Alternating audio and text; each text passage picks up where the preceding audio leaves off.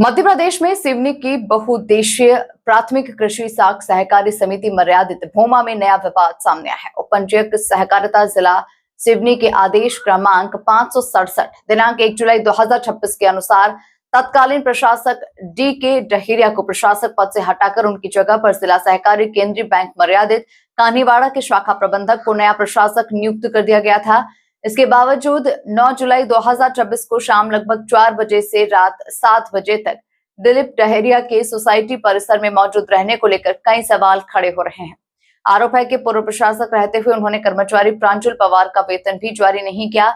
जब इस संबंध में पत्रकार ने उनसे आदेश की प्रति दिखाकर सवाल पूछे तो जवाब देने के बजाय कथित रूप से पत्रकार से अभद्र व्यवहार किया। आखिर पद से हटाए जाने के बाद भी वे समिति परिसर में किस अधिकार से मौजूद थे और किस हैसियत से कार्यों में हस्तक्षेप कर रहे थे? इन सवालों का जवाब जिम्मेदार अधिकारियों से अपेक्षित है। देखिए पूरी रिपोर्ट योगेश करवाल के साथ। कार्य में बाधा तो नहीं डालना चाहूंगा। आपको प्रशासक के पद से पृथक कर दिया गया है। आप यहाँ किस आधार पर बैठे हैं, इतना बस जानना चाहूंगा मैं। यहाँ जांच कराने आया हूँ। काय की जांच? जी बिल्कुल। आपको लेकिन 1 जुलाई को पृथक कर दिया गया था पद से। आप जांच करवाने आए हैं तो आपका ओहदा क्या होना चाहिए, कहाँ बैठना चाहिए आपको? जहाँ बैठे बैठा ले वहाँ बैठा हूँ। समिति किसने बैठाला है? प्रबंधक मैडम। ये प्रबंधक मैडम की कुर्सी में आप कैसे बैठे ये बताइए। आप प्रबंधक की कोई सीट बैठे। आप कौन है श्रीमान जी? अच्छा, आप भी जांच अधिकारी हैं। अच्छा, और आप किसकी सीट में बैठे हैं? मैं जो कुर्सी समिति ने दी है उसमें बैठा हूँ। अच्छा, जो कुर्सी समिति ने दी है। ये कंप्यूटर ऑपरेटर, देख बताइए तस्वीर अच्छे से। ये कंप्यूटर ऑपरेटर की आप पर आरोप लगे हैं। आपको इस कुर्सी पे आप पर आरोप लगाए हैं। किस चीज की जांच करवाने आए हैं आप? जांच में बोल दिया ना। किस चीज की जांच करवाने? उंगली किसको दिखा रहे? आप किस चीज की जांच करवाने आए हैं यहाँ पे?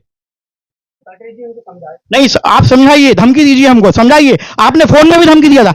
मेरा सवाल आपसे यही है, किस चीज की जांच करवाने आए थे? यहाँ अपना बयान देने आए ना, फालतू वाली बात नहीं करो। डिस्टर्ब तो कर रहे हैं आप। डिस्टर्ब हमने पहले कहा। आप किस चीज की जांच करवाने आए ये बताइए, जबकि आपको हटा दिया गया है। हटा दिया तो मैं बयान नहीं दे सकता। बयान दे सकते हो ना, लेकिन आप प्रार्थी की कुर्सी ये है, प्लास्टिक की प्रार्थी की कुर्सी ये। आप आरोपी हो। आप आरोपी हो।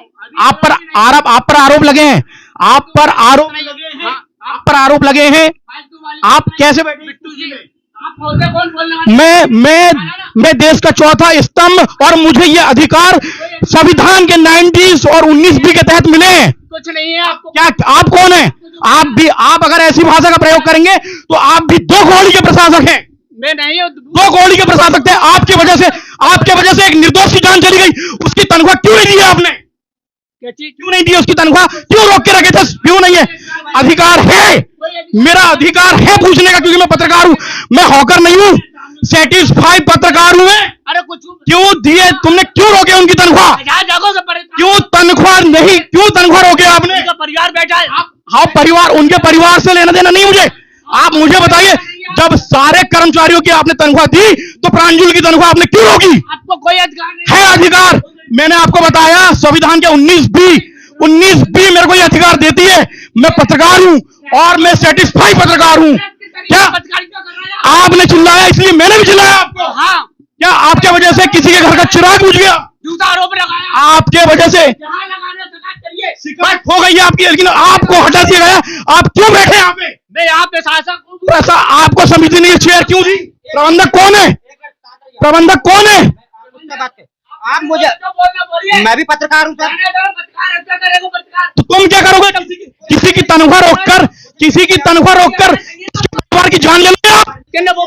किसी के बच्चे की जान ले लोगे आप? आपने क्यों नहीं दिया प्रांजुल की तनख्वाह? क्यों नहीं दिया आपने? पुरानी कहानी तुम्हारी। प्रांजल की तनख्वाह क्यों नहीं दिया आपने? मेरे को ये जवाब दीजिए। दबाने की कोशिश ना करें। प्रांजल की तनख्वाह आपने क्यों नहीं दिया, मुझे ये बताइए। आप परिवार बैठा हुआ है। आप देख सकते हैं, ये प्रशासक जो है, ये इसको हटा दिया गया है पद से। उसके बावजूद ये आके यहाँ पे भूमा सहकारिता समिति में ये बैठा है 2 कौड़ी का प्रशासक। इसके वजह से प्रांजुल हिरणखेड़े, जो कि यही का रहने वाला था और यही सोसाइटी में कार्यरत था, उसने सबकी तनख्वाह दिया। इस प्रशासक ने उस व्यक्ति की तनख्वाह नहीं दिया, जिस वजह से। और ऐसी क्या हो सकता है अनबड़ी की तीसरे का दिन उसकी तनख्वाह दी गई? आइए कैमरामैन राहुल, आप ये बताइए, प्रांजुल की तनख्वाह कब मिली है उसको? लगभग 4-5 महीने से नहीं मिली थी। तनख्वाह रोका किसने था? प्रशासक ने ना। ये 2 कॉलेज के प्रशासक को प्रशासन ने हटा दिए। इसी वजह से बावजूद इसके ये 2 कॉलेज का प्रशासक अभी आप बता सकते हैं, तस्वीर दिखाइए कौन सी कुर्सी में बैठा है ये, जो कि असंवैधानिक है, जो कि असंवैधानिक है। 2 कॉलेज का प्रशासक, ये 2 कॉलेज का प्रशासक हमें नियम कानून बताता है। ये 2 कॉलेज का प्रशासक, आपको कोई अधिकार नहीं है, किसने कहा बैठाया? आप प्रांजूल के कौन लगते हैं? आप बताइए, प्रांजूल की तनख्वाह कितने दिनों से नहीं मिल रही थी? 3-4 महीने। किसके कारण नहीं मिल रही थी? नहीं, अब फिर इसकी तनख्वाह सानू की कब मिली है पूरी? तीसरे इसलिए चौथे अच्छा, अभी ये किस चीज की जांच में आया प्रशासक? उनके ऊपर आरोप लगाए हैं हमने कि इनकी तनख्वाह रोकी थी मेरे भाई की, तो क्यों रोकी गई, किस वजह से रोकी गई है। आप एक आरोपी हैं, उन्होंने भी कहा आप एक आरोपी हैं। अब प्रबंधक महोदय कहाँ है? मैडम, मैडम कहाँ है? मैडम, एक आरोपी को आप कहाँ बैठाल के रखेंगी? उन जिन पर आरोप लगे हैं, ऐसे में जांच बाधित नहीं होगी क्या? सर वो प्रशासक महोदय रह चुके हैं, इसलिए पूर्व प्रशासक है, लेकिन अभी अपराधी है, उस पर आरोप लगे हैं। आप आरोपी को यहाँ आप आरोपी को कुर्सी देंगी क्या? ऐसा प्रावधान है क्या? नहीं ऐसा। ऐसे में जांच प्रभावित नहीं होगी। तो बिल्कुल हम आपसे निवेदन करते हैं लोकतंत्र के चौथा स्तंभ होने के नाते कि प्रशासक की कुर्सी में तब्दीली की जाए, नहीं तो हम कलेक्टर को भी यही बुलाएंगे। अब आप देख सकते हैं, आप देख सकते हैं कि नहीं तो पक्ष आरोपी रखता है, पक्ष आरोपी रखता है, तो आरोपी से कैसे पूछताछ की जाती है?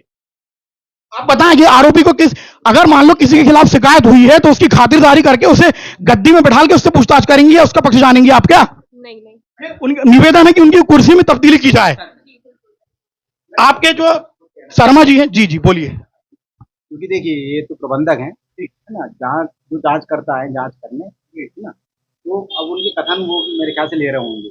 जी, जांच करता अधिकारी कौन है? एनडी कटरे। एनडी कटरे, आइए उनसे भी वर्जन लेते हैं।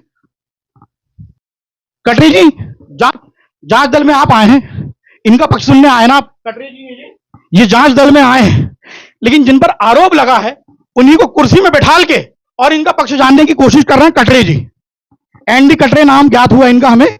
आप देख सकते हैं वो जांच करने आए अधिकारी बैठे हैं और ये 2 कॉलेज का प्रशासक बैठा है गद्दी में, और ये गद्दी में बैठ के अपना पक्ष रख रहे हैं यहां भोमा सहकारिता समिति में। आप देख सकते हैं, ऐसे में जांच क्या प्रभावित नहीं होगी? मेरा सवाल आपसे यह है कि ऐसे में जांच प्रभावित नहीं होगी? हम इस विषय को कलेक्टर से भी रखेंगे कि एक जिस पर आरोप लगे हैं उसको एनडी कटरे जी के भी माध्यम से गद्दी में बैठाल कर उनसे पक्ष लिया जा रहा है। लोकतंत्र के चौथे स्तंभ को ये अपना अधिकार बताते हैं, तो हम बताएंगे कि कौन सा संविधान, कौन सा अनुच्छेद हमको ये अधिकार देता है। आइए।